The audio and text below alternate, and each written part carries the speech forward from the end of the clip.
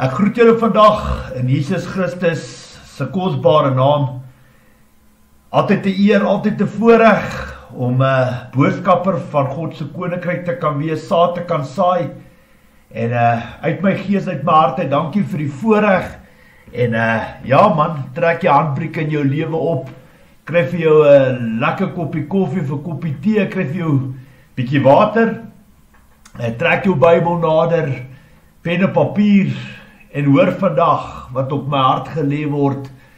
Dankie weer eens vir die voorreg. Aan die Here kom al die lof en eer toe. Bid ook dat die Here waarvoor my mond sal sit, my tong sal knoop, dat ek vandag natuurlik net sal spreek wat van die Here afkom, wat van sy Heilige Gees binne my afkom, en dat die Here daardeur verheerlik sal word. My liewe broer en suster, ek wil dit nie lank maak nie. Ek wil vandag gesels oor iets wat ek glo elke liewe Christen aan die hart dra.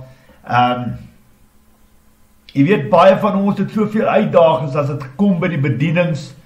Baie van ons Christen is baie lief vir die Here, maar soms as ons die Heilige Gees ontvang, daar's tye wat ons oorgretig raak en oorywerig raak, en buite ons gesag autoriteit optree en praat, en dinge sê en doen wat die Here nie vir ons opdrag gegee het nie. En in baie gevalle bring dit meer skade na die tafel toe as wat dit beter maak. En ek vertrou dat die Here ook vandag deur die getuienis wat ek gaan lewer en deur die voorbeelde, deur ondervinding in die geesteswêreld en die bevrydingswêreld, die werk wat ek vir die Here doen die laaste 12 jaar in my lewe, het ek soveel geleer van die bedieningswerk van die Here, so baie geleer van gehoorsaamheid en hoe die hart van ons Vader en Koning Jesus Christus, hoe dit werk en hoe hy my leer, en aan God kom al die lof en eer toe. My liewe broer en suster, ek het in 2013 het ek tot bekering gekom, die Gees van God ontvang, geroep en bemagtig op die 11de November 2013, en van daaraf het ek die voorreg gehad om saam met soveel profete en profetesse paaie te kruis en saam met hulle pad te kan stap. En my eerste 2,5 jaar uit die 12 jaar wat ek in die bediening staan, was 'n absolute leerskool. Ek sal nooit vergeet in my hele lewe, die eerste keer in my lewe wat ek met 'n groot geestelike manifestasie gewerk het, was in die Wilgers Hospitaal, die ICU unit, daar by ICU, daarso het 'n pastoor vir 'n vrou gaan bid wat op die punt was om die tydelike met die ewigheid te verruil, en terwyl hy vir haar gebid het, was daar 'n jong seun aan haar regterkant, wat in die hospitaal ingebring is vir epileptiese aanvalle, maar toe die pastoor bid, toe begin daai jong man manifesteer, toe hy demoonbesete. En dat ek vandag vir jou sê, dis hoe ek in die eerste keer in my lewe op die pad gekom het van hierdie diepere geestelike goed. En ja, daai pastoor het die oom wat vir my ook kom leer het van die geesteswêreld, wat die Here my laat saam beweeg het vir die eerste jaar en 'n half. Ja, die pastoor het hom gebel, en ek het saam met daai oom uitgegaan, by Wilgers Hospitaal gekom, en toe ons langs daai man se bed staan, dat ek vir julle sê, toe daai jong man sy oë oopmaak, toe begin hy geestelik manifesteer, dat ek vandag vir julle sê, ek wat uit die agtergrond van die NG Kerk afkom, het nie geweet wat my tref nie. Daar was telke male tye wat ek op my knie gesak het, wat ek absoluut wou opgebring het. Ek kon nie glo wat ek deur my oë sien gebeur nie.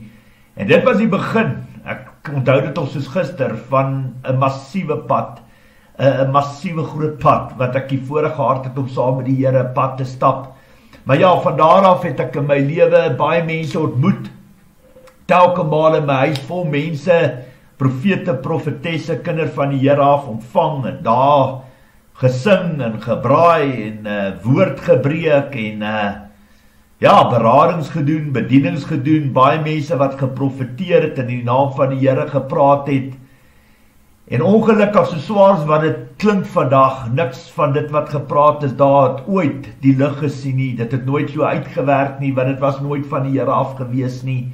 En ek self ook, ek het in my lewe baie uitbeweeg in die eerste jaar en 'n half, 2 jaar in my lewe, en op die einde van die dag baie kere uitbeweeg, meer in geloof as dat dit 'n opdrag was van die Here af. En daar was geen vrug en seën daarop gewees nie, maar dit was alles deel van my leerskool, om op die einde van die dag deur die Here geleer te word. Dit is goed om geloof te hê, maar dit is beter om gehoorsaam te wees. Gehoorsaamheid belangriker as offers. En baie belangrik, daar waar jy in jouself sterf, jouself as 'n 100% heilige offer vir God gee, Romeine 12 vers 1 en 2, sterf jy in jouself, word jy minder van jouself. Johannes 3:30, ons moet minder word en God meer.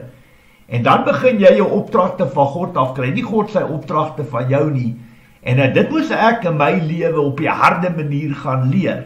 En baie kere, veral in die begin, oral, hierdie hele Suid-Afrika plat beweeg en soveel nuwe mense ontmoet en beradings gedoen en bevrydings gedoen en hoe kan ek sê, soutoorlog gedoen op plotte en plase, soveel, hoe kan ek sê, soveel medebroers en susters in die Here Jesus Christus ontmoet.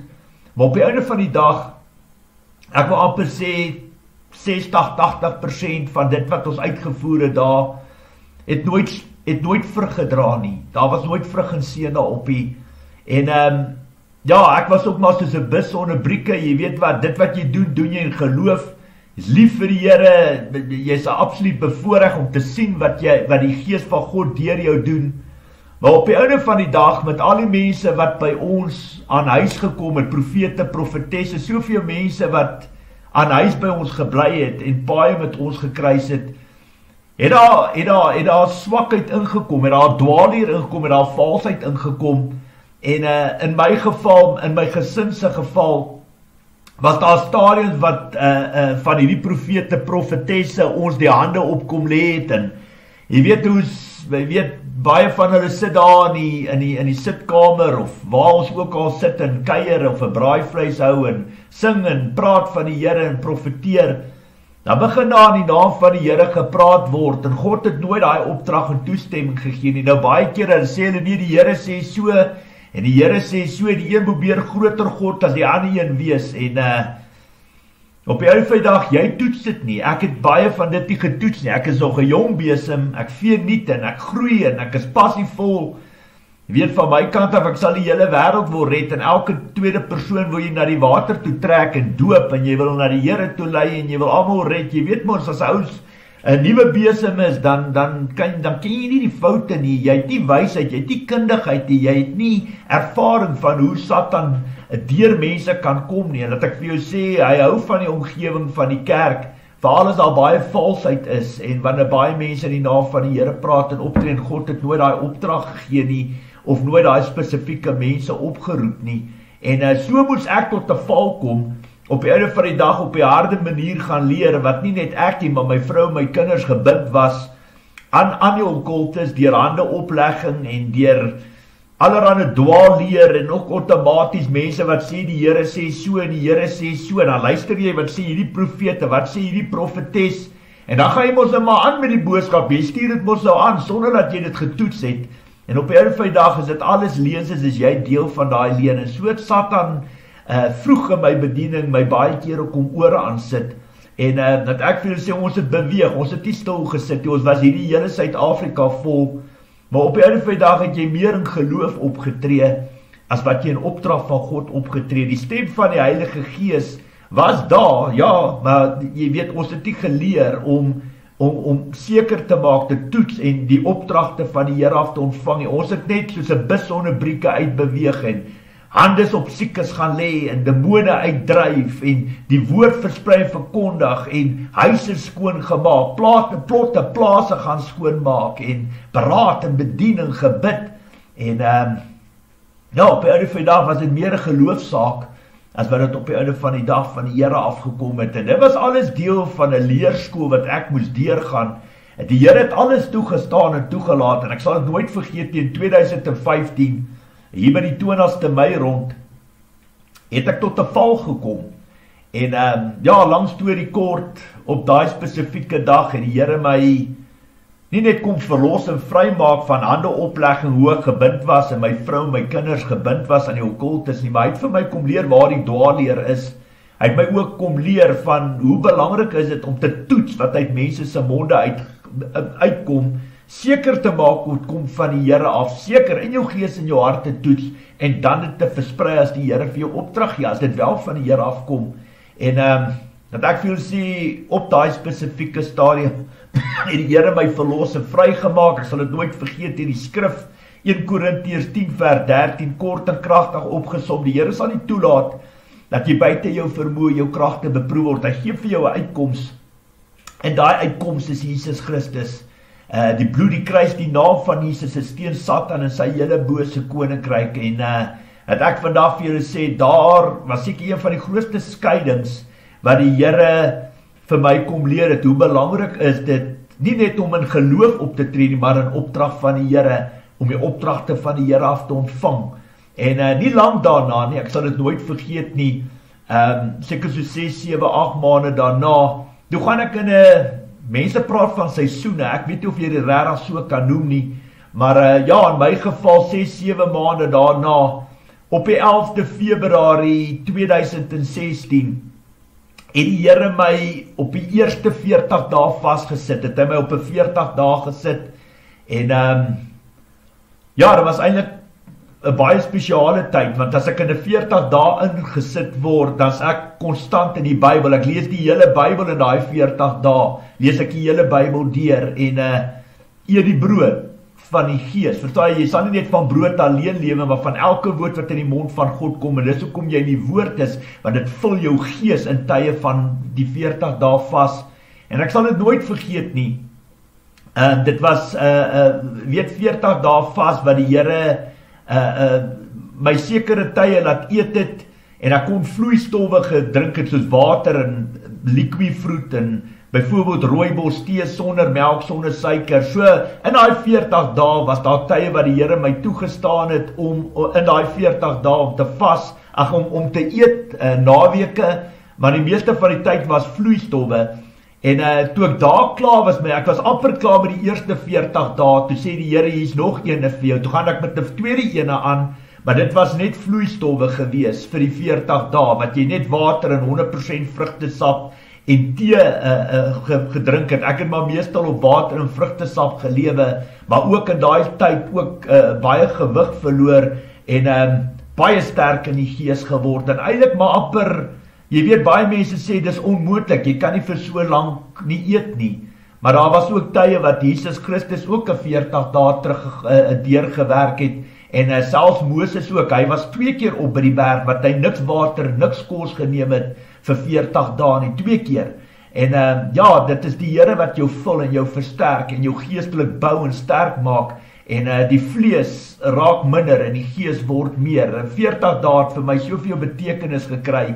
Maar ek sal nooit vergeet nie, tydens die tweede vas, die eerste vas, hier by die 11de Maart of die 15de Maart 2016, het die stem van die Heilige Gees vir my stil geraak. Jy weet hoe jy praat in jou gees en jou hart met God, en ek kon dit nooit verstaan nie, maar ek het die pad gestap, en ek het so vir 'n jaar het ek net in die Bybel gewees, nergens beweeg nie beraad, nie bedien nie, en op 'n stadium ook bedien en geloof by die huis, baie leerstand, die Here baie visioene en drome vir my gegee, baie deur die woord ook met my gepraat, maar op die einde van die dag, ek en my vrou is 2 identiteite in vlees, maar in gees is ons een, en die Here daai kanaal van haar gebruik as die stem in my bediening, so wat die Here, waar 2 of 3 in my naam vergader, daar sal die Here wees, en waar 2 of 3 oor enige saak saamstem, so sal ons dit van ons Hemelse Vader ontvang. En op daai spesifieke stadium het die Here toegestaan en toegelaat dat ek in 'n tydperk ingeplaas is.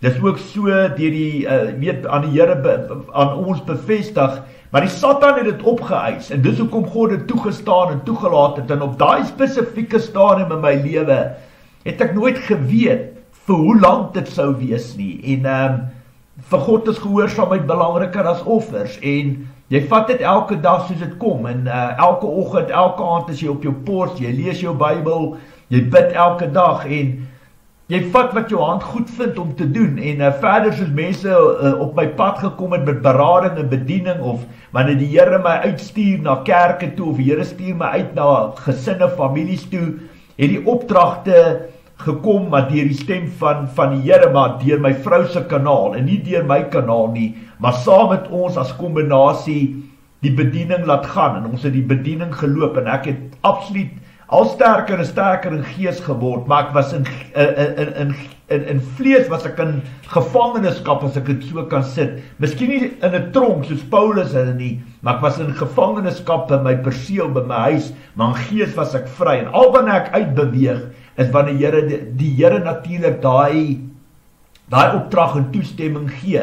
En daar was baie gevalle wat die Here my uitstuur, ja, ek kan dit op my hande tel, hoeveel keer het hy my uitgestuur, maar die Here het vir my geseën met baie wysheid, en hy het my baie kragtig gebruik om leerstellings te maak, en dis nie dat jy sit by die huis en hier ronddobber en slaap nie, jy werk, jy's in die Bybel, en jy maak leerstellings soos die Here jou leer, en op die einde van die dag bereik jy meer mense oor tegnologie, weet, oor sosiale media platforms soos Facebook en Telegram en YouTube, as wat jy een na persone toe gaan, en die Here die sosiale media, die tegnologie gebruik tot voordeel ook van sy saak, en die Here het my gehou, jy weet, ek het, party daar kan 'n mens nie regtig glo nie, maar ek is hierdie jaar, is ek met my 10de jaar besig, so uit die 12 jaar wat ek in die bediening is ek 10 jaar in gevangenskap, en wat die Here baie kragtig deur, ek wil amper sê deur my en my vrou werk, wat ek,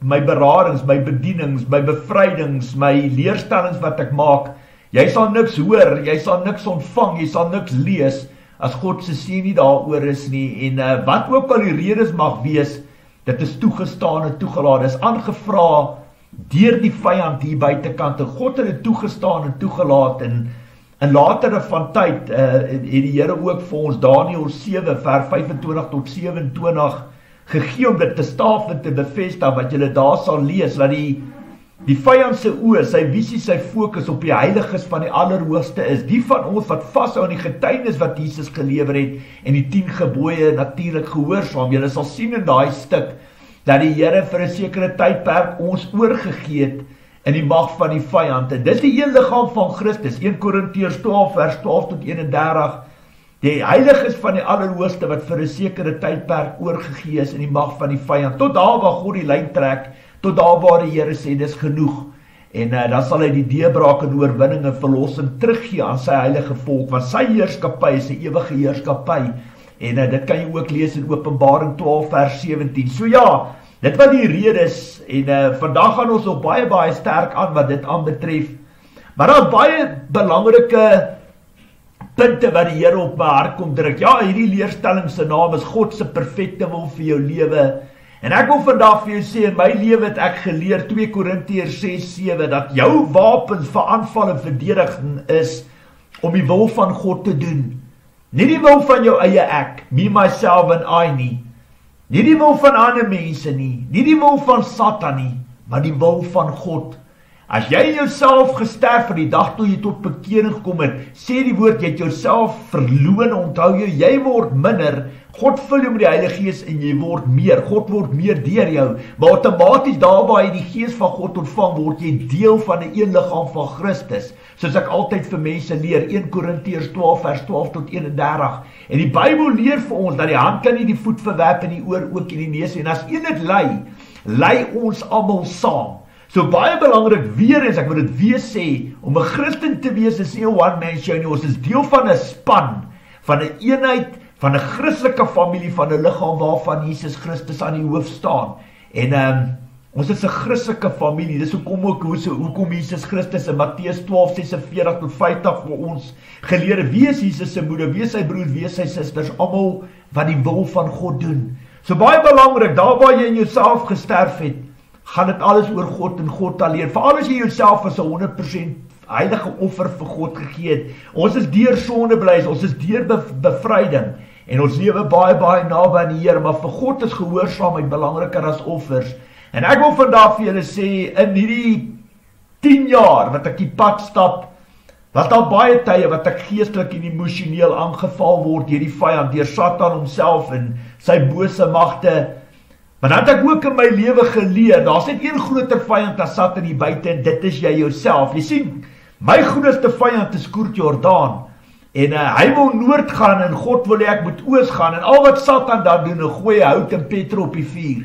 Dat ek vandag vir jou sê, dit is 'n kruis op sy eie, om staande te bly in so iets. En ek kan vandag vir jou sê, ek het al voor geleenthede gestaan wat ek kan byvoorbeeld in Amerika gaan werk vir, kom ons sê 150-200 000 rand 'n maand met die ondervinding en kennis wat ek het. En dis Koert se wil. Dan sê die Here, nee, jy gaan nie daai kant toe nie. Ek doen wat die Here my voorgeroep het. En ek leef my bediening, my salwing, my roeping uit. En hy het minstens in my hand gegee, my opgeroep en bemagtig om die bedieningswerk vir hom te doen. En ek kan nie die pap op die grond laat val nie. So ja, Koert wil noord gaan. Verstaan my huisgesin kan ook doen met 150-200 000 rand 'n maand. Moet ek nogal sê, my huis kan nogal doen met so iets as ek moet Amerika toe gaan. Maar dis Koert se wil. Dis nie God se wil nie. Verstaan my? Ja, Satan sal daarvan hou, want as ek uit die bediening uit. En ek het geleer in my lewe om te submit onder die gesag, autoriteit van my Vader wat in die hemel is. En Jesus Christus is natuurlik my rolmodel. En weet jy, ek het van daai tye af, veral van 2020 af, so baie geleer van die bediening, so gegroei. En daar waar jy dink jy het alles bereik in jou lewe en alles aangepak wat die Here op jou hart kom lê, dan kom dan net iets splinterniets vir jou op. En dan deel jy die woord en ja, dit wat die Here op jou hart lê, deel jy met jou Christelike familie. En ek wil vandag vir julle sê, jy weet wat, ek praat vandag oor God se perfekte wil vir jou lewe.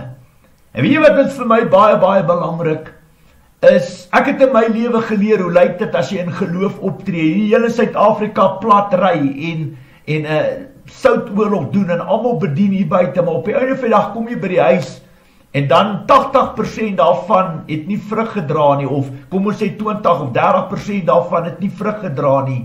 En dit wat jy doen, oral waar jy ry, die tyd wat jy spandeer, en die asem wat jy uitspreek om mense te beraad en te bedien, het geen vrug gedra nie, en dit het alles oor een ding gegaan.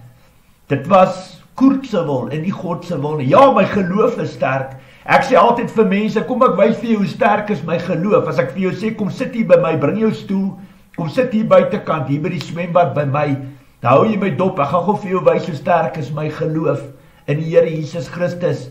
En ek sê vir jou, hou my nou mooi dop, ek gaan nou wys hoe sterk is my geloof, en ek gaan oor die water stap. Dink jy ek gaan oor daai swembad water stap, ja of nee?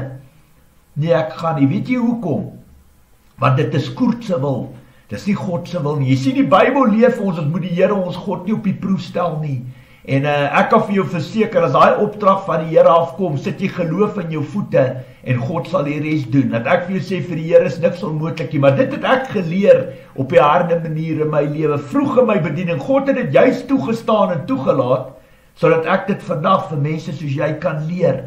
En passievol, dat ek vir jou sê, toe ek tot bekering kom, ek wil die hele wêreld gered het, en elke tweede persoon doop, en jy wil net bevrydings doen, en jy wil huise skoonmaak, en jy wil kerke ondersteun, en mense bemoedig, en jou wil en God se wil is twee verskillende dinge, my liewe broer en suster, en dit moes ek op die harde manier in my lewe leer. Een van my grootste geestelike gawes wat ek van die Here af ontvang het, was wysheid in die woord uit. En weet jy, God het my stil gemaak, het my rustig kom maak in die gevangenskap, in my perseel in my huis, en hy het my laat begin leerstellings maak. Hy het my kom leer, as ek my voorbereidings gedoen het, en die leerstelling gemaak het, voor jy dit sien, voor jy dit hoor, staaf en bevestig ek alles met die Here, voor ek dit uitstuur, en hy het my geleer hoe groot verantwoordelikheid dit is, die saad wat jy in die grond sit, want weet jy, as jy mense mislei, as jy mense op 'n dwaalspoor plaas, as jy mense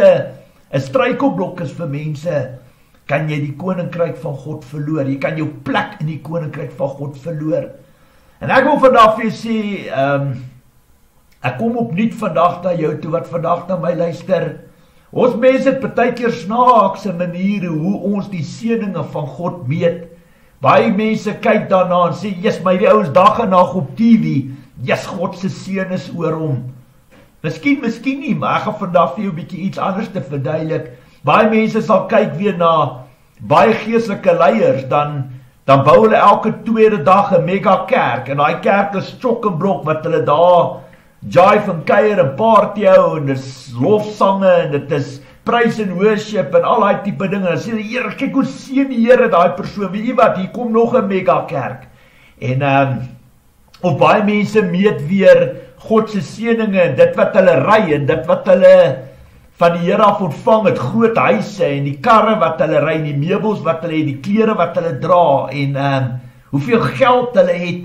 Ek het eendag 'n persoon by my huis gehad, en hierdie persoon vertel vir my, yes, die Here seën hom, jy weet, hy het baie mooi karre, en jy weet, hy het 'n lekker groot, massiewe huis, en hoeveel ander eiendomme, en goed, en plase, en strandhuise, en weet jy wat, die Here het hom toegegooi met seëninge, met geld, en polisse, en weet jy wat, hy is baie gelukkig ook wat sy besigheid aanbetref, alles gaan net vooruit, en weet jy, God seën hom, en ek sê vir hom, kom ek wys jou gou vandag iets, luister mooi, en ek vat daai persoon, ek sê vir hom, stap goed saam met my uit, op daai spesifieke stadium het ek, by my moeder gebly, wat ek daar saam met haar die huis gedeel het, en ek stap by die deur uit, en ek maak die hek oop, en ek sê vir hom, sien jy hierdie persoon hier voor jou, sien jy hierdie persoon se huis wat jy sien, dis 'n massiewe plek,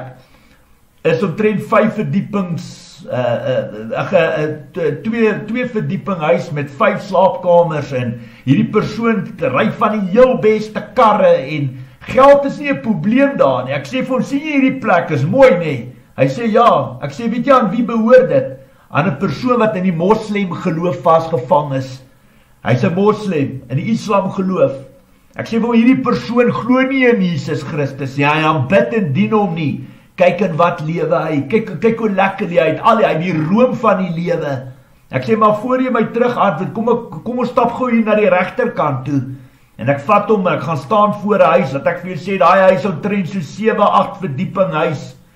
En ek sê vir hom, sien jy hierdie ou se huis wat jy hier voor jou sien? Hierdie plek is omtrent so, ook 'n 2 verdieping huis, maar hy het so 7-8 kamers en 'n klomp badkamers, en hierdie ou ry AMG Mercedes, en hy het sakke vol geld. Daai ou het nie, hy weet nie waar die einde van sy geld is. Hy is een van die rykste mense in daai estate. En ek sê vir hom, sien jy hierdie persoon voor jou? Hy's in die Hindoeïsme geloof. Hy glo glad nie in Jesus Christus nie.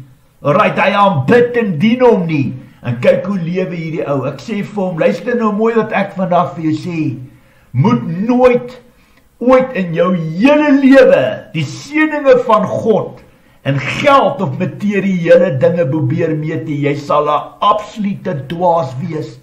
En weet jy wat, daai persoon het daai dag soveel lewenslesse geleer, en besef en geweet, vir die Here gaan dit nie. God is 'n regverdige God, hy, vir party mense gee hy baie, vir party mense min, en met alles kom daar verantwoordelikheid, verstaan my punt, en daai persoon het ook besef en weet, dat vir God gaan alles oor een woord, en dit is die siele van die mens, en ja, op die ou einde van die dag, het ek vir hom gesê, ons het daar in die huis gaan sit, en ja, so het ons nou klaar gesels en gepraat, en hy baie lewenslesse geleer saam met my, en ook gegroei en aanbeweeg, en dan was daar ook 'n stadium in my lewe, wat die Here my uitgestuur het na iemand toe, ja, daar was sekere tyd, wat die Here my wel uit my perseel in my huis uit laat gaan het, na sekere kerke toe, of om sekere mense die huis gaan besoek, en 'n familie gaan besoek, en te ondersteun, en partykeer stuur jy jou uit na mense wat juis in die veld werk daar buite, verstaan jy, veral evangeliste, en mense wat profete is, en sendelinge wat die hele wêreld vol beweeg, en weet, ek kom by die een perseel, by die een huis aan, en ons gesels, en ons praat, ek het die mense nog nooit in my lewe gesien nie, en hierdie spesifieke persoon is die hele wêreld vol. Verstaan my punt, veral in Suid-Afrika wat hulle onder swart mense werk en sendelingwerk daar doen en hulle leer, mense laat studies doen en hulle oplei vir pastore en dan hulle outomaties as hulle klaar hulle kwalifikasies gekry het volgens hulle standaard, dan sien die mense somme pastore en dan kan hulle somme al 'n kerk oopmaak en begin preek ook en mense die hande oplê en allerhande goed in die naam van die Here doen. En ja, hierdie persoon is die hele wêreld vol en beweeg die hele wêreld vol. En weet jy wat doen ek? Ek kom opnuut na hom toe en ek sê vir hom, sê gou vir my. En ek vat my Bybel en ek sê vir hom, hier's my Bybel. Hier's my Bybel, hier's een van my Bybels wat ek het. Ek sê gou vir my. Ek sê die Bybel daar op die bank neer en ek sê vir hom, sê gou vir my. Dit wat jy doen, jy beweeg uit die hele wêreld vol en doop mense en lê mense die hande op en dat mense studeer en as jy klaar deur is met die toets en as jy sommer nou 'n pastoor en jy kan begin preek en hande oplê en mense doop en begrawe. Ek sê vir hom, sê gou vir my, kan jy jou hand op hierdie Bybel sit en voor die Here in die hemel vandag 'n belofte maak en vir my sê dat die Here vir jou daai opdrag gegee het om dit te doen? En die persoon kyk vir my, hy sê vir my, nee, ek kan dit nie doen nie. Ek sê vir hom, so die Here het jou nie opdrag gegee nie. Hy sê vir my, nee, die Here het my nie opdrag gegee nie. Dit wat ek doen ek as 'n geloofsaak. Ek is uit om 'n verskil te maak en saam met hom is ek baie dankbaar daarvoor, want terwyl mense jol en kuier en party hou en rugby kyk en vakansie hou, net lewe vir hulle self vir goud en silwer, is daar mense soos hulle wat probeer 'n verskil maak, al is dit onder die vaandel van geloof en Christendom. En ek sê vir hom, dit is daar waar die probleme soms inkom. Want baie mense gaan doen goed in die naam van die Here, dat God nooit daai opdrag gegee nie, my liewe broer en suster, en dis hoekom daar absoluut geen vrug en seën is nie.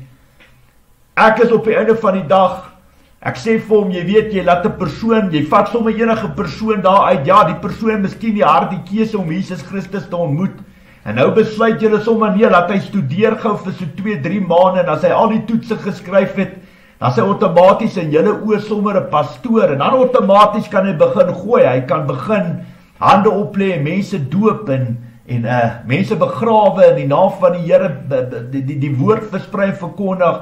En ek sê vir hom, wie gee vir daai gesag autoriteit? Nou kom ek vertel jou iets, ek het nog nooit in my hele lewe die gesag autoriteit gevat om sommer te besluit, hierdie ou is 'n apostel, hierdie ou is 'n evangelis en hierdie ou is 'n profeet, hierdie ou is 'n pastoor, hierdie ou is sommer 'n dominee en ek doop hom sommer, nou kan hy sommer 'n kerk opmaak. Ek het nie daai gesag autoriteit nie. Dis God en God alleen wat jou oproep. Jy sien Johannes 3:27 sê die woord, niemand sal iets op aarde kan doen as dit nie uit die hemel uit aan hom gegee is nie. En dis absoluut die waarheid. Nou gaan hy uit en hy sê vir my, maar met alle respek, die Bybel leer dit vir ons om dit te doen. Ek sê, waar leer die Bybel dit vir jou? Nee, Matteus 10 vers 1, die disciples het uitgegaan en hulle die mense die woord gaan versprei, die koninkryk van God het nader gekom, hulle handes op siekes gelê en demone uitgedryf en die woord versprei en verkondig. Alright, dit is Matteus 10 vers 1. Ek sê vir hom, sê gou vir my, stop, ek maak om jou te mal stil. Ek sê vir hom, sê gou vir my, kom ons maak die Bybel oop by Matteus 10 vers 1. Ek sê vir hom, sê gou vir my, met wie praat Jesus Christus daar? Praat hy met my? Praat hy met jou? Praat hy met die disciples? Of praat hy met Satan? Of met wie praat hy daar? Nee, hy praat met sy disciples. Ek sê, okay. So as ek met my broer praat, dan neem jy sommer aan, dit wat ek vir my broer sê, is sommer vir jou. Dis hoe jy handel, dit is hoe jy onderskei, dit is hoe jy sommer net 'n ding vat in die Bybel en begin hardloop, en dis nou jou gesag autoriteit om hierdie tipe werk te doen. En hy stil. Ek sê vir hom, okay, nog 'n voorbeeld, hy sê nee, Lukas, in Lukas 10, het die Here die 72 uitgestuur. Ek sê, okay, die Here stuur die 72 uit, met wie praat hy daar? Praat hy met die 72, praat hy met my, praat hy met jou, praat hy met Satan, praat hy met sy vader, met wie praat hy? Nee, hy praat met die 72, ek sê nou, hoe kan jy Dit wat die Here opdrag gee vir daai 72, sommer vat en vir jouself eien. Jy kan nie dit doen nie. As jy jouself gesterf het, waar kry ons opdragte vandaan? Van die Heilige Gees af. My skape sal die herder se stem kan hoor. Dit staan nie in die Bybel om die boek vol te maak nie. Ek sê jy het jouself verloon, onthou jy? Jy het in jouself gesterf, onthou jy? Jy word minder, God moet meer word deur jou. En as jy gesterf het in jouself, kry jy jou opdragte van God af, nie God sy opdragte van jou af nie. En jy kan nie net enigiets in die Bybel vat en gaan, ja, daai bewys is in die Bybel, hoe God sy kinders, sy apostels, sy profete, sy evangeliste, sy skrifgeleers, sy profete kan gebruik. Maar die opdrag moet van hom afkom. Johannes 3:27, niemand sal iets op aarde kan doen, as dit nie uit die hemel uit aan hom gegee is nie. En dit geld vir meneer Satan en sy bose koninkryk ook. Jy moet die gesag en autoriteit van God kan ontvang. Jy kan nie net 'n ding vat in die Bybel en begin hardloop en onder die vaandel van Christendom begin preek en doop en trou en begrawe en hande oplê, demone uitdryf, en God het jou nooit geroep en bemagtig om dit te doen nie. En ek wil jou sê, jy's absoluut geboek vir 'n massiewe groot val. Daar's gate gegrou en toue gespan en iewers te lank die lyn gaan jy teen 'n muur vashardloop en Satan gaan jou absoluut tot 'n val bring, want hy kla jou bo in die troonkamer aan vir een woord, en dit is vir ongehoorsaamheid, wat onder die vaandel van Christendom probeer jy self God speel. Dit wat jy doen, ja, jy die gees van God ontvang, maar jy is eintlik jou eie God. Jy beweeg uit en jy doen dinge en God het jou nooit die opdrag gegee nie. Maar kort, Matteus 28 vers 16 tot 20 sê die Here, gaan uit, maak disippels, doop die mense in die naam van die Vader, Seun en Heilige Gees. Ok, ek vra die Here vir met wie praat die Here daar? Jy sien, toe Jesus opgevaar het, en die Heilige Gees is uitgestort oor die wêreld, ontvang ons die Heilige Gees, en gaan kyk in die boek Handelinge, gaan kyk, ek het soveel voorbeelde wat ek kan gee, wat die apostel by mekaar gekom het, gebid oor 'n saak, en gevra wie moet gaan, wie stuur die Here, dan die Here mense opgeroep vir 'n spesifieke doel en rede, en hoe die Heilige Gees die praatwerk gedoen het en mense uitgestuur het en gelei. Daai mense het nie net vir Jannie en Sannie en Pietie en Martie en Kosie gaan roep jy uit die mense uit die verskillende volke nasies uitgeruk en sê jy's nou apostel, daar gaan jy. Weet jy wat, jy's nou 'n evangelis, daar toer jy. En weet jy wat, jy's 'n profeet, jy's om in Namibië toe, jy's 'n weet jy wat, jy's 'n pastoor, gaan hier's 'n paar, hier's 'n vir jou toetsie of 2, nee wat, dit lyk daarmee te sleg, weet jy wat, jy's 'n pastoor, jy gaan sommer Botswana toe, of Kongo toe. My liewe broer en suster, jy kan dit nie doen nie. Ek het dit op die harde manier, ek het my eerste jaar en 'n half, 2 jaar, die hele wêreld, die hele vlakte van Suid-Afrika plat gereis. Daar was geen vrug en seën nie. En op die oude vrydag het die Here dit toegestaan en toegelaat, want op die oude vrydag het hy vir my gesê, Koert, jy het die Heilige Gees ontvang. Jy is geroep en bemagtig, en baie van die werk wat jy gedoen het, was wel van my af. Maar daar was baie dinge wat jy gesê en gedoen het, wat nie van my af afgekom het nie. En Satan het jou aangekla vir ongehoorsaamheid. En op die dag probeer jy eintlik jou eie God wees. Jy is jou eie God in die geloof. En maak jy meer skade as wat jy dit beter maak, en bring jy my naam in oneer. Jy weet my liewe broer en suster, ek moet nie hierdie ding te lank maak nie, hierdie leerstelling nie. Ek het eendag het 'n man se kinders vir my gebel hier uit Pretoria uit by Unitas Hospitaal, en hulle het vir my gesê hulle pa is baie naby om die tydelike met die ewigheid te verruil, maar hy is baie kwaad en verbitter teen die Here, en hy praat lastertaal en beskuldig die Here, en selfs vervloekings wat hy uit sy mond uitspreek, wat hy vies en kwaad is vir die Here. En hulle pleit by my, sal ek bereid wees om hom te gaan sien. En ek sê vir hulle nie, ek bid vir die Here sê ek kan gaan. Op die einde van die dag, toe ek by Unitas Hospitaal kom, toe ek die kinders ontmoet, en hulle vat my op na die pa toe, waar in die kankerafdeling lê. Ek het hom gegroet, ek ken hom van geen kant af nie. En ek sien hierdie man is half verbitterd en snaaks, en ek sien hy is baie opstandig en rebelleer, so siek as wat hy is van kanker. En op 'n stadium vra ek die kinders om sy kamer te verlaat. En ek sê vir hom, jy weet wat, jy is baie kwaad en verbitterd en in opstand en rebellie teenoor die Here. En ek sal nie voor jou staan as God nie 'n doel en 'n plan het met jou nie. vertel vir my, hoekom is jy so opstandig teenoor die Here? En hy sê vir my, nee, hy het op 'n stadium in die kerk, het hy 'n besluit gemaak, wat hy en sy vrou en sy kinders alles opgepak het hier in Suid-Afrika, en uitbeweeg het na Afrika land toe, en om sendingwerk te gaan doen. En toe hy natuurlik daar is, was dit 'n moslemland gewees, en daai moslems het vir hom gepraat dat sy ore tyd, en hom eintlik in sy eie geloof tot 'n val gebring. Hy het in 'n absolute sielestryd inbeweeg, en hy het tot 'n val gekom, en eventually toe hy nou oppak en terugkom Suid-Afrika toe kry hy nog kanker ook, en dit hoekom hy so verbitterd is en kwaad is vir die Here, want daar lê hy in die bed, hy het bene en vel en been, en hy weet, die realiteit kyk hom in die oë vas, en die skrif is teen die muur, en hy is kwaad vir God, en hy is in opstand, want dit voel of sy hele lewe klug is, en of God hom absoluut vir 'n ride gevat is, 'n bespotting van hom gemaak het, terwyl dit alles uit sy hart uit met soveel groot opofferings gekom het. En ek sê vir hom, luister hier's my Bybel, ek sê vir hom, sit jou hand op hierdie Bybel, dan sê jy vandag vir my, God het vir jou opdrag gegee om dit te gaan doen. Ek vra vir hom, sê jy vir my, wees nou eerlik en opreg, God hoor wat jy praat. Ek sê vir hom, het die Here vir jou opdrag gegee om dit te doen? Hy sê vir my, nee. Ek sê vir hom, hy sê vir my, maar hy het dit gedoen omdat hy 'n positiewe verskil wil maak hier buite, en ek haal my hoed af vir hom, is min mense wat bereid is om dit te doen, maar hy het alles opgepak, en met vrou en kinders aan die kant toe gegaan, waar hy ook al was, en dit het absoluut eintlik in sy gesig ontplof. En op die einde van die dag sê hy vir my, maar God het nooit daai opdrag vir hom gegee, en ek sê vir hom, daar is jou probleem. Ek sê vir hom, weet jy wat, punt nommer 1, jy het sonder die gesag en autoriteit van God gegaan, en dis hoekom die duiwel het dit geweet, en dis hoekom hy baie van die moslems, van daai mense gebruik het, om absoluut te praat dat sy ore tyd, want hy het nie die kennis, die wysheid gehad, om daai mense uit die woordheid op hulle plek te sit, en teen te staan nie. Hy het nie die wysheid gehad nie, want hy was nie deur God geroep en bemagtig om dit te gaan doen nie. En dis hoekom hulle hom ore aangesit het, en 'n absolute bespotting van hom en sy hele gesin, en sy geloof gemaak het. En ek gaan sit by hom, ek sê vir hom, die Here het my na jou toe gestuur.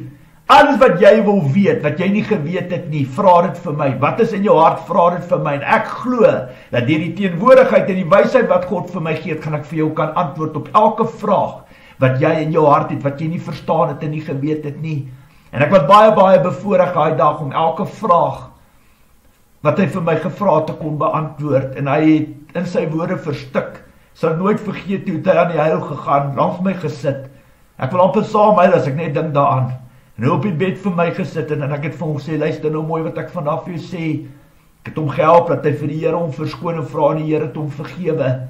En ek het vir hom sê, luister hierso, of jy nou 10 tree het om hierdie kruis verder te dra, en of jy 10.000 tree het, jy gaan nou vir jou gesin en vir jou familie en jou kinders wys, hoe lyk dit om die Here te dien. Jy gaan vir hulle leer, hoe lyk dit om sterk te staan. Jy gaan vir hulle leer, hoe om te vergewe. En jy gaan herken waar jy gegly en geval het, sodat hulle kan leer deur jou foute. Gaan wys jy vir hulle wie Jesus Christus is, gaan wys vir hulle wie die koninkryk van God is. En weet jy, toe daai kinders instap in die kamer, kon hulle 'n ander pa sien, en die vreugde in sy hart, die berusting in sy hart, en was hy vriendelik, en het hulle gehuil en mekaar omhels, en 'n drukkie gegee, en ek het uitgestap daai dag, en ek dink dit was nie donderdag of Vrydag, daai volgende week Woensdag toe hy die tydelike met die ewigheid verruil. Maar ons weet waar hy is, laat die dooies begrawe, volg jy my. Jy weet, is sulke tipe dinge wat agter die skerms gebeur, wat baie mense nie hier buite weet nie. Nou weet jy, daar het ek geleer, dat jy moet jou opdrag van die Here afkry. Dit gaan nie net oor geloof nie, my liewe broer en suster. Jy moet jou opdragte van die Here afkry, nie die Here sy opdragte van jou nie. Geloof is baie belangrik. Ek ook, as ek 'n opdrag kry, dan maak ek seker 2 keer, 3 keer, 4 keer, 5 keer hier binne my hart, maak ek seker van dit wat ek ontvang het, ons toets het. Ek en my vrou bid saam, ons toets, ons maak seker. En daar waar jy uit die boot uit klim, moet jy seker wees, want jy kan nie op water stap vir 10 tree, en dan besef jy, o Vader, nou het ek 'n fout gemaak, nou wil jy teruggaan nie. Want dan gaan jy sink, jy gaan verdrink, jy gaan absoluut tot 'n val kom. En ek het geleer in my lewe, dis hoe God my kom leer, dis waardevolle wysheid, kennis en raad wat die Here vir my gegee het. Ek het dit verniet ontvang. Ek moet dit vandag verniet uitdeel vir jou wat vandag na my luister. En dit wil ek vandag vir jou wil sê, jy weet, mense kyk partykeer na jou lewe en dink, yes, hierdie ou, as hy dan so geroep is deur God en God se seun uit die hemel uit is, hoe kom dit dan dat hy vir 10 jaar binne 'n huis moet sit in gevangenskap? Hoe kom dit dat hy so minimaal 11.000 mense of 15-20.000 mense het wat hom valhou en weet jy hoekom gebeur dat hy nie by kerke is nie? Hoekom sien hy nie hoe hy uitbeweeg, die lande vol en die dorpe en stede en provinsies vol nie? Hoekom sien ons hom nie elke dag in kamera of by seminare en konferensies en kampe nie? My liewe broer en suster, vir my het dit nog nooit gegaan oor geld nie. Daar's 'n manier dat ek 'n kamp of 'n konferensie of 'n seminar reël teen 'n bedrag geld nie, maar weet jy wat, outomaties word die armes dadelik uitgesluit. Dit is nie van die Here af nie. En ek is nie hier om myself te verryk nie of myself te vereer nie. Alles gaan oor die Here en ek sal nie daai goed doen nie. Ek sal nie 'n kerk stig nie, ek sal nie 'n kerk oopmaak nie.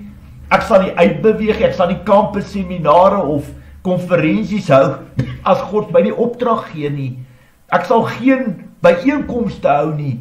Ek sal nie, as die Here my nie opdragte gee nie. Ek sal ook aan geen optogte of stakings of daar waar die paaie toegemaak en tooi vir die naam van Christus as God my die opdragte gee nie. Want ek het geleer hoe belangrik is die opdrag van God om die opdrag van God te kan ontvang. Maar waar God nie is, is Satan baas.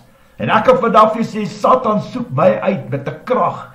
En ek sal nie my voete by die hekke van my huis uitsit as die Here nie vir my opdrag gee nie, want ek soek God se seën en sy hand van beskerming oor my lewe. Ek soek sy vrug en seën oor my lewe. En dis hoe ek die bediening, dis hoe ek dit hanteer. En dis God se perfekte wil vir my lewe. Jy weet, Tom Angus Baggen is 'n evangelis. En ek kan vandag vir julle sê, want ek toets altyd alles met die stem van die Heilige Gees. En ek kan vandag vir julle sê, dat iets wat ek gesien het van daai man, God gebruik hom baie, baie kragtig as 'n evangelis. En jy kan dit gaan toets, en sien dat God hom in sy perfekte wil by sy huis of op sy plaas wil hê, en hy gaan probeer God speel op ander plek nie. Daai man tree net op as God vol opdragte gee. En hy hou byeenkomste en waar hy groot saamtrekke reël. Kan jy maar gaan sien, God het daai opdrag gegee. En dit is God se perfekte wil vir sy lewe.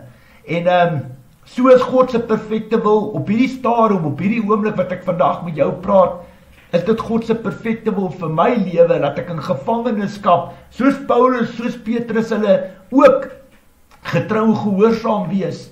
En my eie ek een kan sit en doen wat die Here, want God se krag kom ten sterkste, wat ek op my swakste is. En nie deur my eie krag, maar deur die krag van die Heilige Gees sal ek oorwin.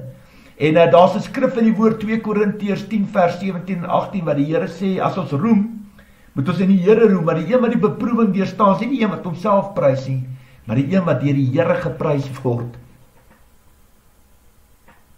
Die Bybel leer vir ons, dat ons sal deur beproewings en verdrukking gaan, 1 Petrus 1 vers 6 en 7, ons sal soos goud gesuiwer word.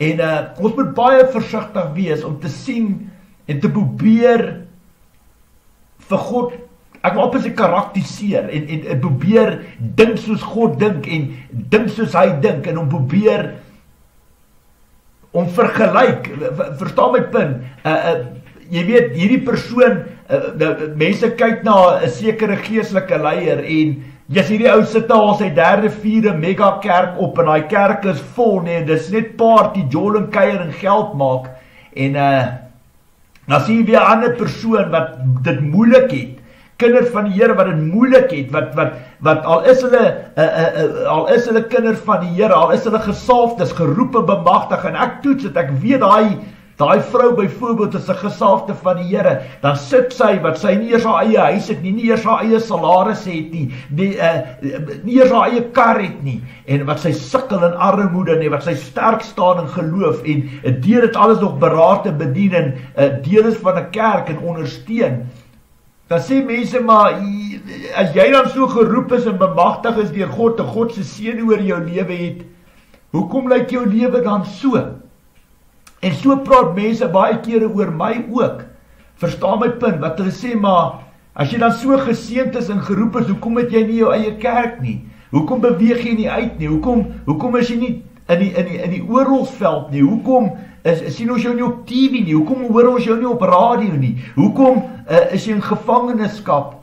En dit is al wat dit is omdat mense partykeer nie die diepere geestelike aspek van ons geloof verstaan nie. My liewe broer en suster, partykeer gaan ons deur vuur en die Here gebruik elkeen uniek soos hy jou wil gebruik. Op die einde van die dag gehoorsaamheid is vir God belangriker as offers. En hierdie leerstelling se naam is vandag God se perfekte wil vir jou lewe. En ek wil vandag vir jou los, dat jy mooi luister wat ek nou vir jou sê. Hierdie is God se perfekte wil vir my lewe. So waar daar God in die hemel is, kan ek vandag vir jou in die oë kyk en sê, ja, ek het dit nie maklik nie. Ek het 'n massiewe groot kruis wat ek dra en hy's swaar. En as ek daai kruis nie dra nie, verpletter daai kruis my. En ja, ek kan my eie kop volg en ongehoorsaam wees, maar die duiwel soek my uit. En hy soek enige rede om my uit te haal. En ek soek God se seën en hand van beskerming oor my. En dis hoekom ek net beweeg as die Here my uitstuur. En ja, ek bereik meer mense op sosiale media platforms as wat ek na mense toe gaan op die einde van die dag. Maar ook, daar's baie kere wat die Here my na 'n dominee of 'n pastoor toe uitstuur. Dan werk ek net by die pastoorpaar, die man en die vrou of die kerkraad. Want dit gaan nie oor hulle skape nie, dit gaan oor as jy by die herder kom en jy kan met hulle werk en praat wat die Here op jou hart lê om vir hulle te deel en hulle te leer en hulle te wys waar die swakhede en foute is, kan hulle eie skape lei en terugbeweeg op die vlakke waar God dit wil hê. Baie mense sê vir my, maar Koer, dis onmoontlik. Hoe kan hierdie God se perfekte wil vir jou lewe wees? Ek stem nie saam nie. Jy dink miskien jy's geroep, maar jy is nie geroep nie. Jy het geen seën en vrug oor jou lewe nie. Jy kry nie salarisse nie. Jy het nie, hoe kan ek sê, pragtige karre en vliegtuie en sakke vol geld en ondersteuning en 'n klomp followers en jou eie kerk en al hierdie goeders nie. Is omdat jy God se seëninge op die verkeerde manier probeer meet. Ek sê vandag vir jou, hierdie is God se perfekte wil vir my lewe, glo dit of nie. Maar dan wil ek vir jou iets anders te verduidelik. Kyk waar het Johannes die Doper opgeëindig. God se perfekte wil vir Johannes die Doper, sy kop is afgekap. Wat het van Jesus Christus geword? Wat was God se perfekte wil vir Jesus Christus? Hy is teen 'n kruis vasgekap. Alright. As ons kyk na Stefanus, wat was God se perfekte wil vir Stefanus?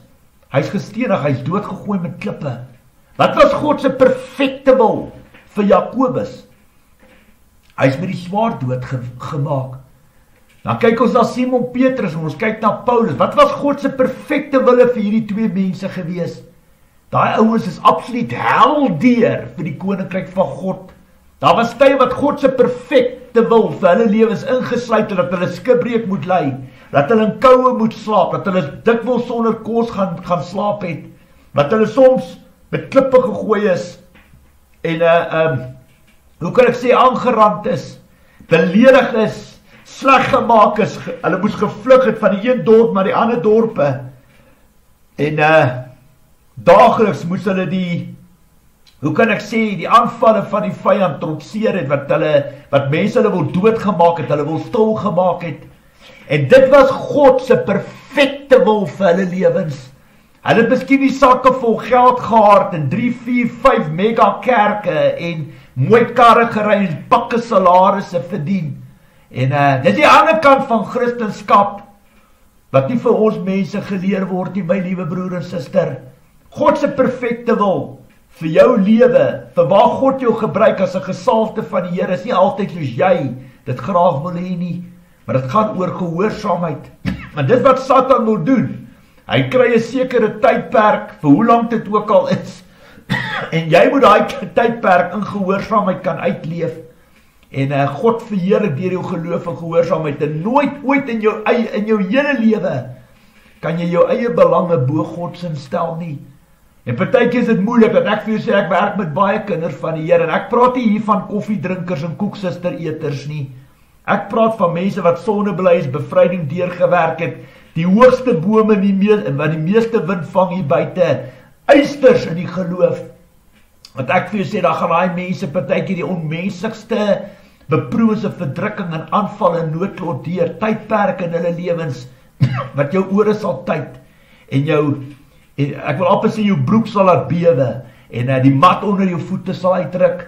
Dan gaan daai mense van die grootste aanvalle deur in hulle huwelike, of hulle gaan van die grootste aanvalle deur in hulle gesondheid, of in hulle finansies, of hulle moet dag en dag aan ander mense se oë kyk om 'n dak oor hulle kop te hê, by ouers te bly wat ouers hulle voorsien en versorg, al hulle persoonlike goed vir hulle koop en hulle help petrol betaal en hulle karre betaal en vir hulle kos op 'n tafel te gee. Dat ek vir jou sê, ek ken baie mense wat absolute help deurgaan vir hulle geloof. Party dit in hulle gesondheid, party het hulle dit in hulle finansies, party dit met hulle kinders, party dit met hulle huwelik, party van hulle het dit met hulle verhouding met God. Ons mense word hierdie goed nie geleer nie. En dit wat ek vandag vir jou sê, hier waar ek met jou praat, ja, ek is nog steeds in daai tydperk. Hoe lank dit is, weet ek nie. Al wat ek weet is waar ek vandaan kom. En al wat God van my verwag is om sterk te staan, gefokus te bly en hom te verheerlik in goeie en slegte tye, nooit om te bevraagteken nie. En Job het op bestaan vir God bevraagteken. En God het in Job 38, 39, 40 en 41 het God begin vir Job die vraag vra, en Job het in sy eie woorde verstik. En God het vir Job gesê, moet my nooit ooit bevraagteken nie. Ons weet op die einde van die dag het God hom dubbelvoudig geseën. Vir my, ek lewe elke dag, of dit my laaste is. My skatkis is in die hemele. En terwyl ek lig in my longe, te traan in my oë, 'n hart wat klop, gebruik ek elke geleentheid en kans van my lewe om 'n positiewe verskil hier buite te maak. Maar Christendom gaan nie net oor die room van Christendom, wat jy al die lekkerte van die lewe het nie. Dit gaan oor die diepere ding om deur vuur te gaan en te luister na die Here. Gehoorsaamheid is belangriker as offers. Jy moet jou opdrag van God af kry. Jy kan nie net in die naam van die Here praat en optree en dinge doen wat God jou nie opdrag gee nie, want dan is jy jou eie God. En al wat Satan doen, hy gebruik jou as 'n vesting om al sy vuil werk te doen. Hy kla jou daar bo in die troonkamer aan vir ongehoorsaamheid. Julle sal ook sien, baie mense meet al God se seëninge en dit wat hulle ry en wat hulle het en hoeveel geld in die bank het en hoe hulle aantrek en vakansies en al die lekker dinge. Op die einde van die dag gaan lees Handelinge 2, 3, 4 en 5. Gaan kyk hoe die eerste bekeerdes gelewe, hulle het hulle laastes verkoop, hulle eiendom, hulle grond, hulle plot, hulle plase verkoop, om die werk van die Here te befonds. Wat doen ons mense? Ons veraf God alles.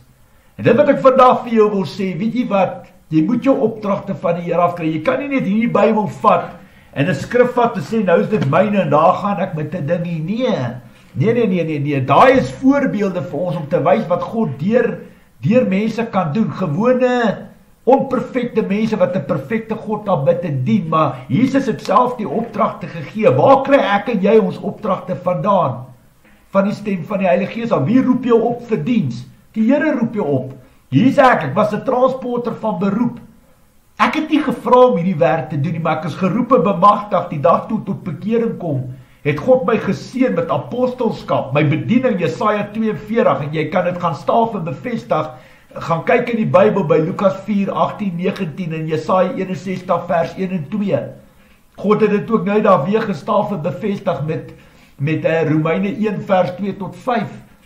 En wat ek vanaf is, ek het baie foute in my lewe gemaak, ook na die profeet en die profetes en die ou Here en die een probeer groter God as die ander een speel. En hierdie een lê die hande op en hierdie een probeer meneer wees en vir almal wys hoe is hy God se wit broodjie. Het ek vanaf is ek het op die harde manier in my lewe geleer. En vandag dank ek God dat ek daai wysheid, daai kennis het. Ek vir jou sê, as jy jou eie kerk het, dit kom met massiewe groot verantwoordelikheid, want dit is nie jou kerk nie, dis die Here se kerk. Jy is daar gestel om die Here te verheerlik deur geloof en gehoorsaamheid. Daai finansies wat jy ontvang, ons sal lewe daaruit, ja. maar volgens die Here se riglyne bepaal, soos hy vir jou sê, deur die stem van die Heilige Gees. Jy kan nie net geld vat en doen met daai geld en die hele wêreld rondjaag en doen wat jy wil, wat God jou nie opdrag gegee het. En dan as jy eie God, met alle respek, en bring jy die Here se naam in oneer. Ek het geleer in my lewe om jou gesag en autoriteit van die Here af te ontvang, en mooi te luister wat die Here van jou verwag. Op die einde van die dag gee die Here vir ons almal muntstukke in die hand. Daar's my seun, my jongste seun, hy's besig om te leer vir 'n siviele ingenieur. Ek kan vandag vir julle in die oë kyk en sê, sien julle daai jong laaitjie? Hy's 100% in God se perfekte wil. Dis waar God hom wil gebruik. Dis die talente, die muntstukke wat God in sy hand gebruik om 'n verskil te maak, 'n positiewe verskil te maak onder die vaandel van Christendom. Almal kan nie apostels wees, kies tog, en evangeliste en profete en leraars en skrifgeleerdes wees nie. Maar die Here kan jou 'n muntstuk in die hand gee. En weet jy wat, eendag as my seun klaar geswat het en hy werk vir 'n besigheid en hy begin 'n inkomste verdien, kan hy 'n 10de vat van daai inkomste elke maand en hy kan dit vir die werk van die Here gee, of dit 'n kerk is, of dit sy ouers is, of dit sy skoonouers is. Verstaan my punt, hy kan inploeg en hy kan so mekaar se hande sterk maak om 'n positiewe verskil hier buite te maak. En dis hoekom party mense goeie dokters word, goeie rekenmeesters, goeie advokate, goeie verpleegsters, goeie rekenmeesters, goeie trokdrywers, goeie brandweermanne, goeie onderwysers, ingenieurs. Maar weet jy wat, God gebruik ons om mekaar se hande sterk te maak. En dis hoekom daar tiendes is, dis hoekom dit veronderstel is om na die huis van die Here toe te kom, sodat die werk van die Here befonds is. En dis hoekom die Here ook sê in Maleagi 3 vers 6 tot 12, dis die enigste plek in die woord van God wat jy vir God kan toets, of hy die venster van die hemel oor jou sal oopmaak. Wie karig sy sal karig oes. En ja, ons moet kyk na mekaar. Ons is juist daar om te bou, nie af te breek nie. Mense nader te trek aan die koninkryk van God, nie verder te verstoot nie. En dit begin by elkeen van ons. Ja, nie almal van ons doen hierdie werk nie, want God beroep en bemagtig jou om hierdie werk te doen. Maar ek kan vandag vir jou sê, as jy deur tolhekke ry, betaal ons nie met 'n bottel melk nie. As ek petrol of brandstof gooi, betaal ek nie met 'n brood of 'n sak aardappels nie. As ek uitbeweeg en jy moet in 'n gastehuis slaap of wat ook al nie, jy kan nie met 'n sak piesangs betaal nie. Ons het finansies, ons het ondersteuning van die publiek nodig en van medebroers en susters nodig om hierdie bedieningswerk aan die gang te kry. En terwyl ek daar is, wil ek vir soveel mense wat vir ons lief is en vir ons bid en ons ondersteun, selfs die wat ons finansiëel ondersteun, uit my gees, uit my hart het vandag verskriklik baie dankie sê. Dis God se perfekte wil. God se perfekte wil vir my lewe, waar ek is vandag, en hoe ek die werk heiliglik doen. En ek kan vandag vir julle, so waar daar God in die hemel is, kan ek vir julle in die oë kyk, en ek sê vandag vir julle, daar sal nie een kamp, of een seminar, of een konferensie wees, in die Here se naam, onder my naam, as God my die opdrag gee. Jy sal my nie op sulke plekke sien nie, jy sal my nie sien 'n byeenkoms hou nie, jy sal my nie sien preek in kerke nie. En dis hoe ek vandag vir sê, alles vir God is gehoorsaamheid belangriker as offers. Ek doen net wat die Here vir my sê, want as hy my in die Kaap wil hê, sal hy sorg dat ek in die Kaap kom. Daar sal genoeg finansies wees en al daai tipe ding. Ek hoef nie te vra daarvoor nie. Dis hoe ek die Here dien en geloof. As die Here my in 'n kerk wil hê, hoef ek nie voor te berei, want ek sal uit my gees, uit my hart uit praat, en die Heilige Gees sal dit deur my doen. As God se seën oor my is, as hy die opdrag gee, as hy gesê het, Koert, gaan, ek sal deur jou spreek. Dis alles 'n stap in geloof, maar jy moet jou opdragte van die Heilige Gees afkry. Jy kan nie net dinge sê en doen, en maak in die naam van die Here, sonder dat God vir jou opdrag gegee het. My liewe broer, suster, wat ek eintlik vandag vir jou wil sê, jy wat vandag na my luister, partykeer sit jy al vir 'n jaar by jou huis, jy het die salaris in jou hele lewe val uit, jy weet die Here het jou opgeroep, jy weet jy het alles gedoen wat jy as mens moontlik kan volgens die riglyne van die woord, jy weet jou broers en susters het vir jou gebid, jy's een van die hoogste bome wat die meeste wind vang, maar weet jy wat, jy's in daai vuur, verstaan jy, daar waar jy deur die vuur gaan, wat jy soos goud gesuiwer word, daar waar jy in die vuur is Jesus Christus by jou, en al wat God van jou verwag, is om in geloof sterk te staan. Maar weet jy wat, die duiwel weet ook, wat vir die mens belangrik is, salarisse, gesondheid, seks, huwelike, kinders, verhoudings met ouers, broers, susters, families, en vakansies en strandhuise en huise en karre en geld. Die duiwel weet dit. En daar waar jy alles opoffer en vir God loof, eer en prys in goeie en slegte tye, ruk jy die mat onder Satan se voete uit. En ek vir jou sê, dis moeilik. Dis verskriklik moeilik. Die geestelike aanval is partykeer op so 'n hoë vlak, maar die Here gaan saam met jou deur die vuur. Weet jy wat? Hy versterk jou geestelik en vleeslik om op baie water te stap, en geen wapen sal teen jou gesmeer word, en geen haar sal van jou kop afval sonder die wil van ons hemelse Vader nie. En dis my raad vandag vir jou, wat ek vandag vir jou wil sê, wat aan die ander kant is, gaan soek God se perfekte wil en plan vir jou lewe op. Nie sy toelaatbare wil nie. Jy wil ook nie die woestynwêreld opeindig. Jy wil weet, as jy 'n dominee of 'n pastoor is, of wat jy ook al doen in die bedieningsveld, punt nommer 1 moet jy weet, punt nommer 1 of God jou opgeroep het. Punt nommer 2, moet hy dit staaf en bevestig met jou roeping, met jou bediening. Punt nommer 3, moet jy die stem van die Heilige Gees kan hoor. En punt nommer 4, moet jou medebroers en susters dit kan staaf en bevestig. En ons het ons gawes verniet ontvang, ons moet mekaar kan bedien met ons verskillende geestelike gawes. En dat ek vandag vir jou sê, my raad vandag aan jou, wat vandag na my luister, as jy dinge sê en doen in die naam van die Here, en jy weet vandag, diep in jou gees en jou hart, God het jou nooit daai opdrag, hy het dit nie vir jou opdrag, hy het nie met jou gepraat nie. Is my raad vandag aan jou op jou knieë te val, te vas en te bid, die Here om verskoning te vra, sondebelydenis doen, bevryding te doen, en op terug te kom op God se vlak, en jou opdragte van die Here af te kry, God se seën oor jou lewe te kry, sodat jy op die regte tyd, op die regte plek kan wees. En ek wil vandag sê, die laaste ding wat jy in jou hele lewe wil wees, is 'n struikelblok, in die hande van soveel mense wat met jou paaie kruis, wat opkyk na jou, dan weet jy, en ek weet, jy is nie geroep, jy is nie bemagtig, dat ek vir jou sê, ek gee nie om wie jy is nie, jy sal met my praat, jy sal profeteer, jy sal daar voor staan, ek weet klaar of jy geroep en bemagtig is, ja of nee, ek weet dit, wat ek bid vir die Here, verstaan my punt, jy moet geroep en bemagtig deur die Here wees, gestuur wees, en gesag autoriteit van God ontvang het om in sy naam te praat en op te tree, want daar waar jy dit doen, waar jy optree, praat in die naam van die Here, gaan lees deur Deuteronomium 18, vers 20 tot 22, dis 'n sonde wat tot die dood lei, waar 2 of 3 getuies stawe bevestig het, hulle jou dood gegooi met klippe, dis 'n doodstrafsonde, en al hoekom ek praat vandag, sodat ek lief is vir jou, ek is lief vir jou, dis hoekom ek praat, om vir jou vandag te sê, partykeer kyk mense na ander mense, mense kyk na my en dink, Here, as die ou dan van God af is, hoekom lyk sy lewe so? Hoekom is hy nooit in kerke? Hoekom beweeg hy nooit? Hoekom is hy nooit op TV? Hoekom is hy nooit? Maar wie wat? Baie maklik. Ek is gehoorsaam aan God se stem. En ek submit en buig onder die Vader se gesag autoriteit. Ek probeer nie self God speel nie. Ek vat nie my gesag autoriteit te gaan sê en doen dinge hier buite kan sonder dat God vir my opdra, want dan is ek my eie God. Ek doen eerder niks. Ek sê altyd vir mense, ek doen absoluut eerder niks as wat ek iets doen. En die Here het my nie opdrag gegee nie. Hoor julle wat ek vandag vir julle sê? Is 'n massiewe groot verantwoordelikheid om in die naam van die Here te praat en op te tree.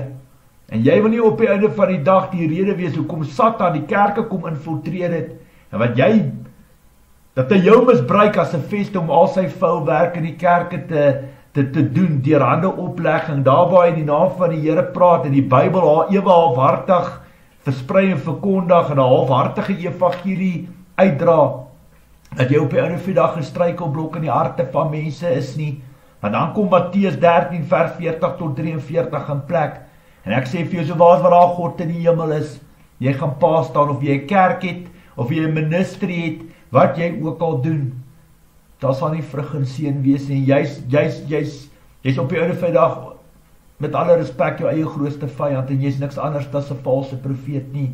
Vir God is gehoorsaamheid belangriker as offers.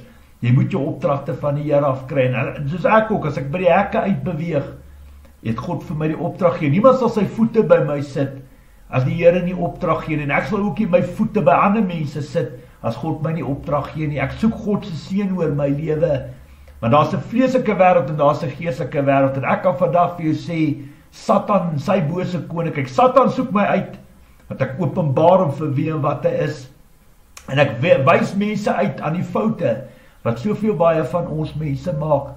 As jy 'n fout gemaak het vandag, en jy luister na my, val op jou knieë, gaan terug na die Here toe, Vra die Here om verskoning en stop waarmee jy besig is. Doen sonneblys, doen die bevryding, werk die kursus deur, kom in suiwerheid en heiligheid voor die Here. En luister na God in jou gees en jou hart. As hy die opdrag te gee, dan gaan jy aan met wat jy gedoen het. As hy jou nie die opdrag te gee nie, staan jy terug. En jy wag op sy roepstem. Moenie in die naam van die Here praat en dinge sê en doen. En God het jou die opdrag gee, want dan maak jy meer skade as wat jy dit beter maak, definitief. Dankie vir die voorreg om hierdie woord te bring. Kom ons sluit hierdie leerstelling af met 'n gebed.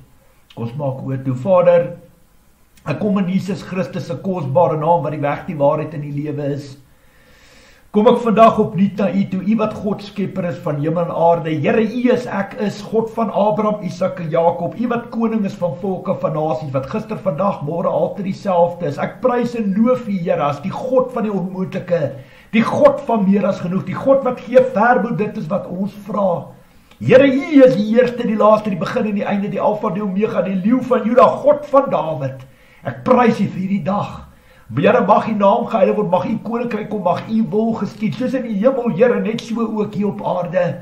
Ek bid ook vir my medebroers en susters, dat U hulle sal versterk deur die krag van die Heilige Gees wat in en om hulle lewe, maar dat ons van ons kant af U sal verheerlik deur ons geloof en ons gehoorsaamheid in die woord. Die woord sê in Lukas 6:46, wat help het julle noem my Here, Here, julle gehoorsaam nie my woord nie. Here, ek bid vandag dat die saad wat so pas in hierdie gees in die harte van soveel mense geval het, dat U beheer sal uitoefen oor daai saad, kunsmis en water sal gooi, daai lande alles sal inoes. Ek weet U is verheerlik en ek prys U heilige naam. Dankie vir die voorreg om vir my medebroers en susters te kan bid. Ek pleit by U ook as 'n wag op die muur, dat U die engele sal uitstuur, Here, wat ook wag op die mure in hulle lewens sal wees. Engele sal wees wat wag op die mure in hulle lewens sal wees, wat sal toesien dat hulle volgens 1 Korintiërs 10:13 nie buite hulle vermoë, hulle kragte beproef sal word. U gee vir almal van hulle uitkoms, en daai uitkoms is Jesus Christus. Die bloed, die kruis, die naam van Jesus is teen Satan en sy hele bose koninkryk. Ek pleit vandag by U vir soveel mense wat in U naam spreek en optree, miskien meer skade maak as wat hulle dit beter maak. Pleit ek vandag by U, Here, vergewe hulle, want hulle weet nie wat hulle doen nie. U sê kort en kragtig in Lukas 12:47-48, kort en kragtig opgesom. U gaan die mense met stokke slaan en met klippe gooi as hulle nooit die egte suiwer woord en evangelie van Jesus Christus ontvang het nie. Ek pleit by U vir genade, vir barmhartigheid, vergewe hulle daai sonde, al daai ongeregtighede. As dit U wil is, red hulle siele.